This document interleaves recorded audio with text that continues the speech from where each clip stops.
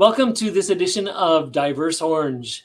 My guest today is Paula Wyatt. Welcome, Paula. Hi, Terry. Thanks for having me. Sure. So, Paula, let's find out a little bit about you. Did you grow up here in Central Florida? I grew up in Tampa, about an hour from here, so I am a native Floridian. And what was your community like that you grew up in? Oh, so Tampa, very close to the beach. Spent most of my teenage years on the beach. Right after college, I moved to Orlando. I love everything about the city, beautiful. I think people are friendly and wonderful here, and I'm so proud to be a Central Floridian. And why is that? What makes this place that? Magical? Mm-hmm. Yeah, well, for me, when I'm traveling outside of the country and you tell someone that you're from another country, you typically would qualify with just the name of the country. But when you live in Florida, you can say Florida. And no matter what continent you're on, people understand Florida, which is pretty cool. But you can even say Orlando in any country, and people's faces just sort of beam because they have the happiness is associated with Orlando. I love that. I also love that we're 90 minutes from either coast for the most part. I don't think too many parts of the world have that East Coast, West Coast beach action.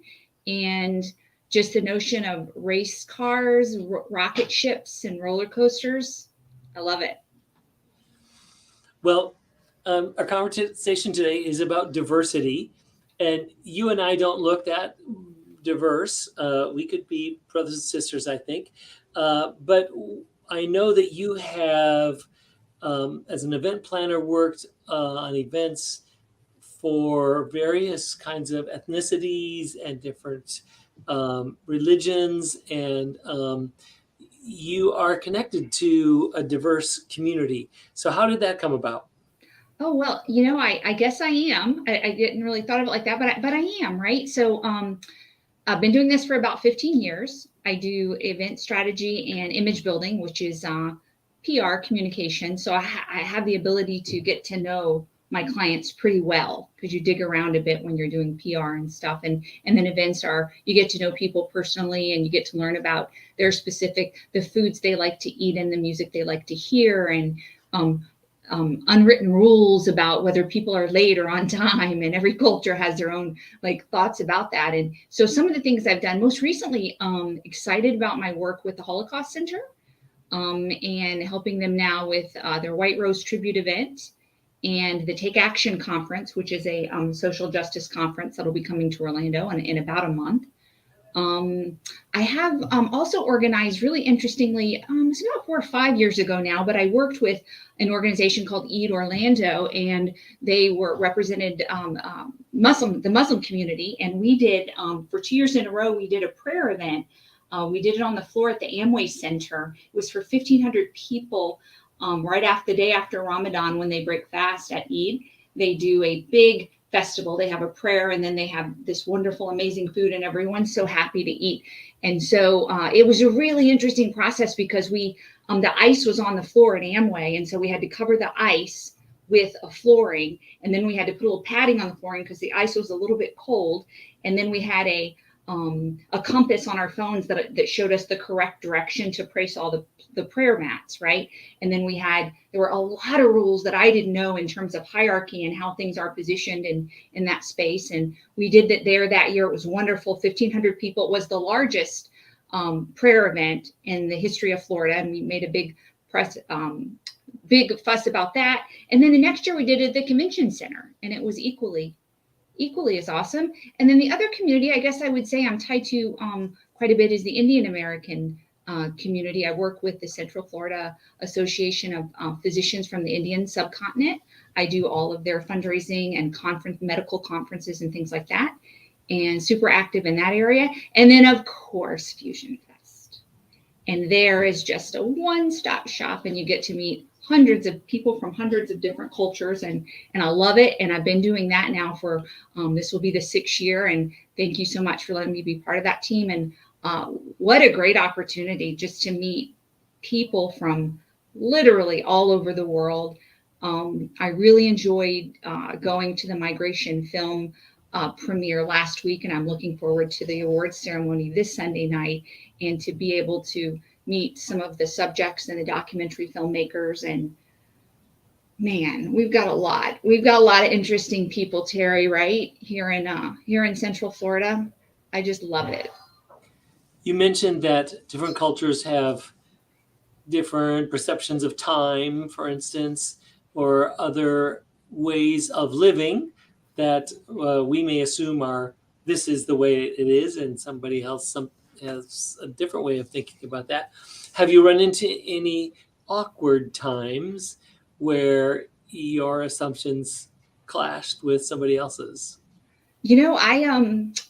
I think not really clash, but what's interesting, I think that different groups are motivated not just to be stereotypical, but certain groups are motivated by certain energies, right?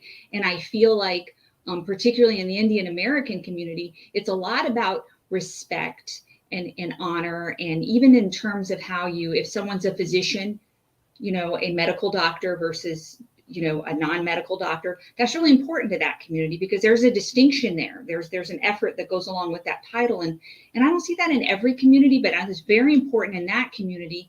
And another thing in the Indian, as well as with Latin American people, from South American people, mostly I'm thinking, but with their middle initial or their middle name, right? There's an importance to that. For me, my middle name is Ann, because that was my grandmother's name, and that's fine, but I don't ever say Paula Ann, right? But in the Indian American community and some South American communities, that middle name is tied to their mother's culture, right? So their mother had an identity before they married the father. So I love that idea that they're pairing the identity of the mother with the identity of the father. And it's very important to them that middle name in the Indian American culture is recognized typically by an initial.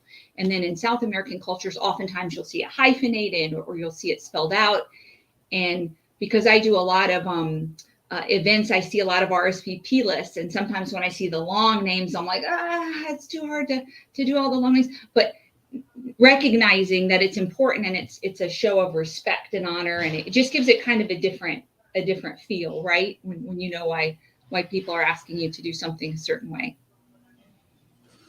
And what's something that has been valuable that you've learned from someone of another culture? Wow, so much. I've learned lots of things. I don't think necessarily anything related to their culture specifically, but I do very much enjoy working with I work with a diverse group of individuals. And, when you're working on boards and panels and committees and there's teamwork, you really get to learn styles more than anything, and I love that part of a work relationship where you've crossed over, where you now can begin to be friendly and funny, and your real personality can kind of come out. And then there's that period in the beginning, right, with any culture, where you have to just mind your P's and Q's and make sure you don't say anything crazy. And I love that part when the crazy gets to come out, right, and you can really start being friends with people. So I don't know if that has to do with culture, but I think that's the same all over. Well, culture is unique for each person, even though there may be similarities to other folks that grew up or in the same kind of community. We like to be at Fusion, that's very specific, because your particular Tampa bred, whatever your heritage is, whatever your experiences were, gives you a unique heritage that may be different than someone else who grew up a mile away from you in Tampa. That's right. That's right. Well, Paula, thank you for joining us. And I love your energy and how you are integrating and helping in many communities. Thank you for all that. Thank you for having me, Terry. You bet. And thank you for joining this edition of Diverse Orange. Hope you'll join us again for another Diverse Orange.